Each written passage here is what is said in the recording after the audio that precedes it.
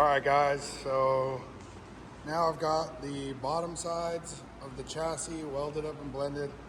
I'm just gonna go back and DA and smooth it all out, get some of these weld BBs off, and then we're gonna go ahead and use an aluminum block under here to kind of close that gap up and get a good weld in there. And then we'll go ahead and blend that out, get the fronts set up. We have the templates cut, they're over here.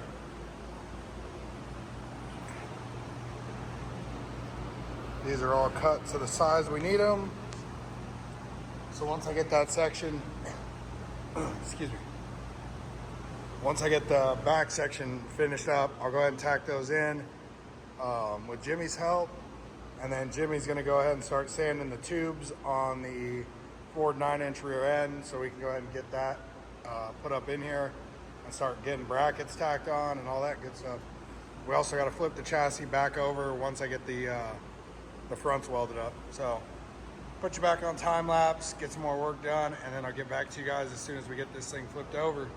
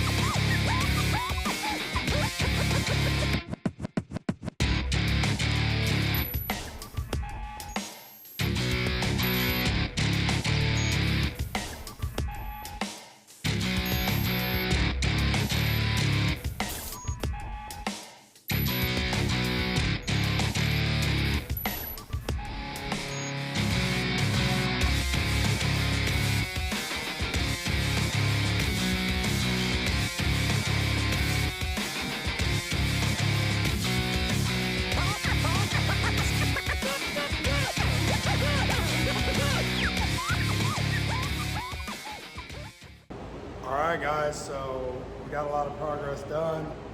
We've got the front all welded up, blended out. We got the rears welded up, blended out. I've got, hold on one second, let me extend you guys out here. We've got the rear end set at 3 degrees upwards, centered left to right on the axle tubes. This is a pinion centered rear end. So it's gonna look, as you look at it from the back, it looks like it's all centered, which technically it is because the pinion is what's actually centered in the frame rails. So that'll make for a little bit of a pain because the driver's side link, 4-link to the housing is going to be sitting on top of the axle tubes. That'll just require a little bit of cutting, but we'll be able to get that knocked out. So we're gonna start working on the 4-link bars right now, get those in, and then we'll go ahead and get the K member in on the front. So just wanted to give you guys a little update. We got Jimmy back there doing his thing. Yeah, I'm gonna go ahead and start working on measurements for the K member, and Jimmy's gonna keep chugging along on the back.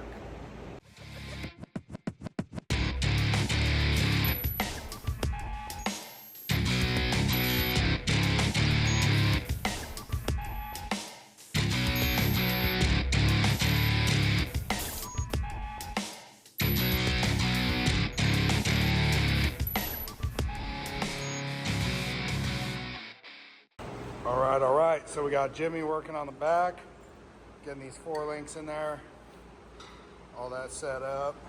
I just got the K member in, so that looks good. It's nice and even. I've got it set up on the center line. I'm gonna double check some measurements, make sure we're right on, but she's sitting flat. And the gaps look good, nice and weldable. I had to cut back some of it just because the plate we used was a little bit thicker than the plate that they supplied. So, but yeah, same thing. Just gave it a couple little love taps up here to get it to sit right in. Same thing, gaps look good. So I'm gonna double check it, make sure that we're level, and then from there, I'll go ahead and tack it in and then weld it all the way in.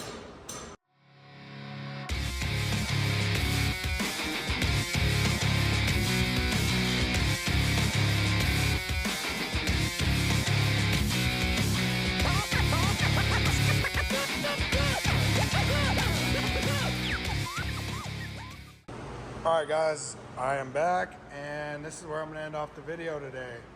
We've got the rear end set, we've got our pinion angle, we've got all the brackets tacked on, front brackets, rear bracket. We had to go ahead and do some adjustment on this bracket because it needs to sit on the axle housing because of where it lines up. So that'll get welded to the actual center section. We had to trim it just a bit, and then this side is good, tacked up. I've got these bars in the side, kind of giving us an idea of ride height and keeping the pumpkin centered and also at the angle that we need it. I've got the front tacked in, but I may have to cut it out, so I didn't want to weld anything in. On the 53 to 56 F1s, they move forward of factory center line 1.5 inches. So I reached out to make sure that this one doesn't need to, since this is a 52, but I need to wait for confirmation. They're out of Tennessee, so they're a couple hours ahead of us. So when I hear back in the morning, I'll figure out whether that's good. If that's good, I'll weld it in, start putting the front together. Obviously, if not, then I'll go ahead and take it, cut the tacks and move it where it needs to go. And let's see, tomorrow, I'm gonna have Jimmy kind of getting set up. We need to go ahead and plate the back section back here, because about right here, there will be the cross member for the coilover. So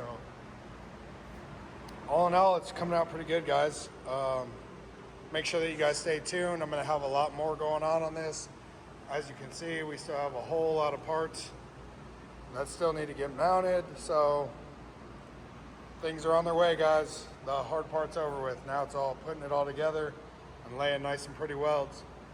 So make sure to like, subscribe, share it, all that good stuff. And I'll see you guys around. Thanks for watching.